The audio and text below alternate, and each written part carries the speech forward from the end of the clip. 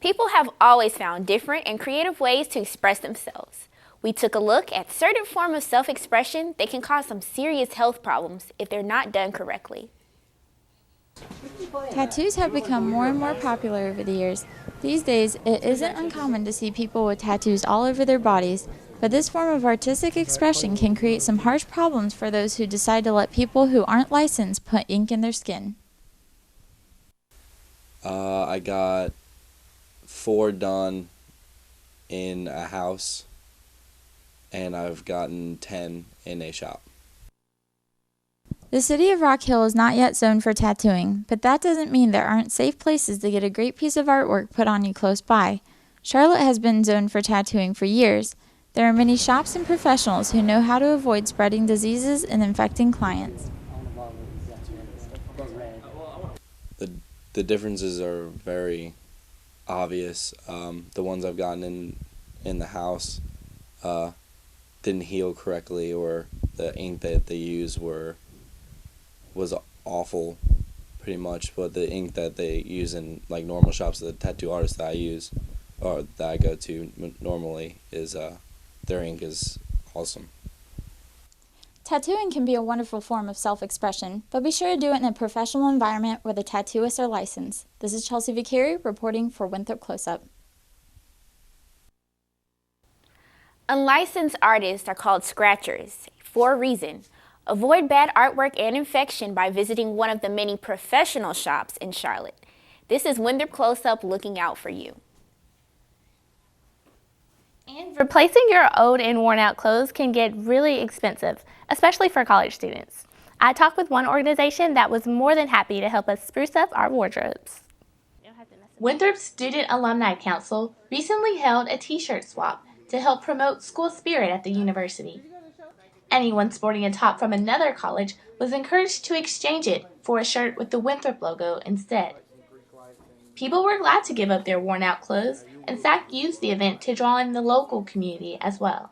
It came because we often see a lot of our students wearing universities that they don't even attend, so anything from USC to Clemson. So this is just a great way to get some Woo pride on our campus.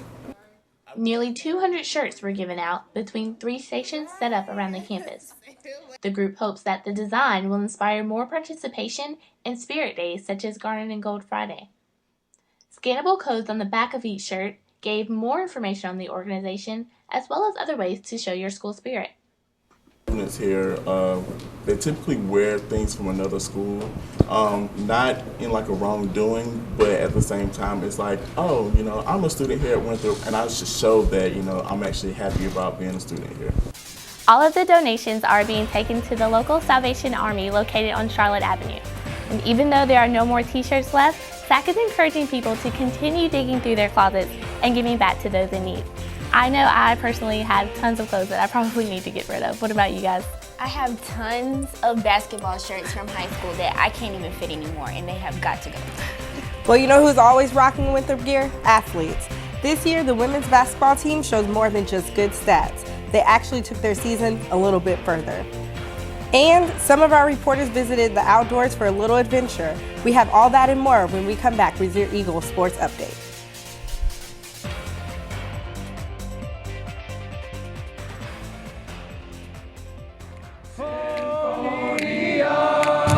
The object of this fraternity shall be for the development of the best and truest fraternal spirit, the mutual welfare and brotherhood of musical students, the advancement of music in America, and a loyalty to the alma mater.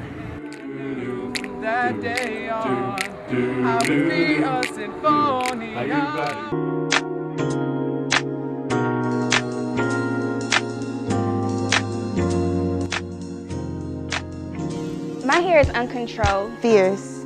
Some people just don't like it. Does it intimidate you? It's hard to fit in. Strands. Students transitioning, relaxed, and natural, developing self-esteem.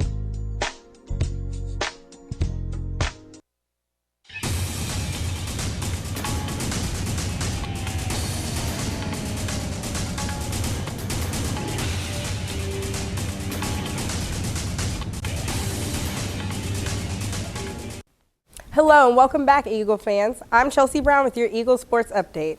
They say all good things must come to an end, and this proves true in the world of sports. After a successful season, the women's basketball team qualified to participate in the Women's National Invitation Tournament. The ladies battled the Florida Gators, but the Gators' bite proved to be too tough, winning by a whopping 85-53. The Eagles did, however, set a new attendance record, which took some fans by surprise. Support Winthrop games and all the athletic events, but basketball is usually my main focus. But I was really surprised to see how many people showed up to the Florida game, because we don't even have that many show up for the Coastal game, and that's like our biggest game of the year. We wish them luck as the ladies begin to prepare for the next season. More than 600 athletes were expected to compete in the 2013 Track and Field Invitational, but there was one who stood out from the competition. Senior hurdles and sprint athlete Sharon Honor has proven to be a fierce, swift competitor when on the track.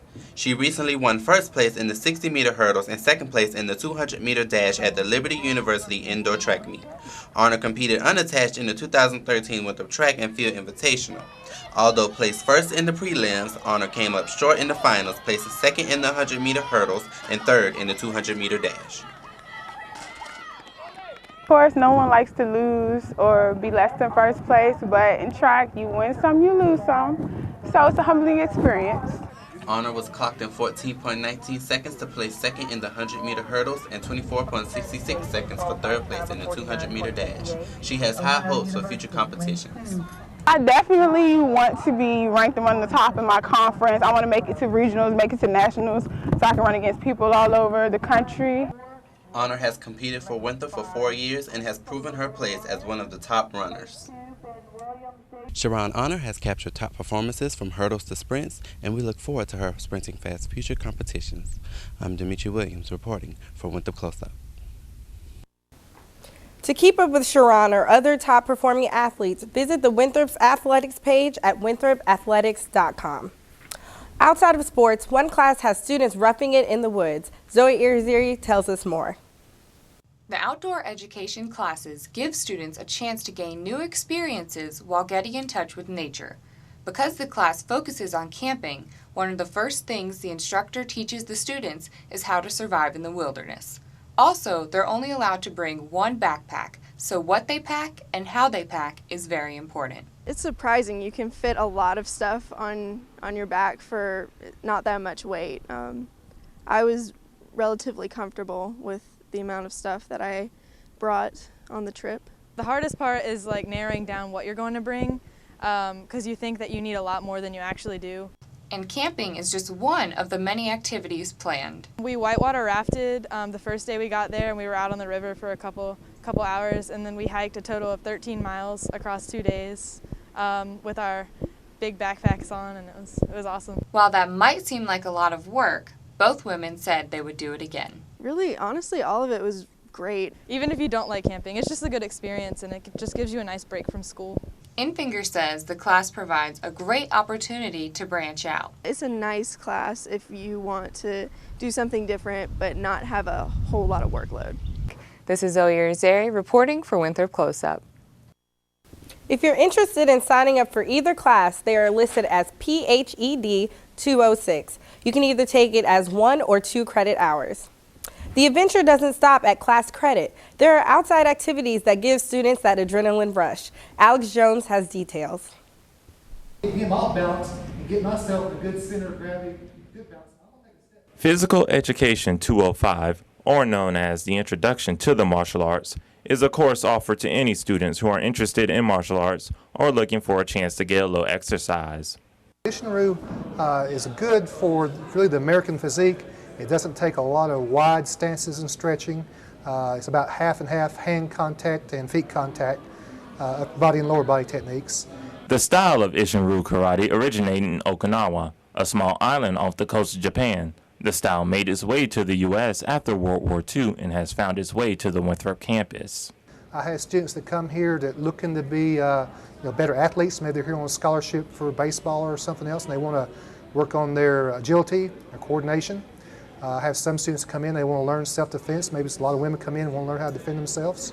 I've had students come in just for fitness routine to try to maybe lose some weight or get better fitness. Now, if you've taken the course before and you would like to continue your training, the door is always open and you're more than welcome to come back anytime you want. With Winthrop Close Up, I'm Alex Jones.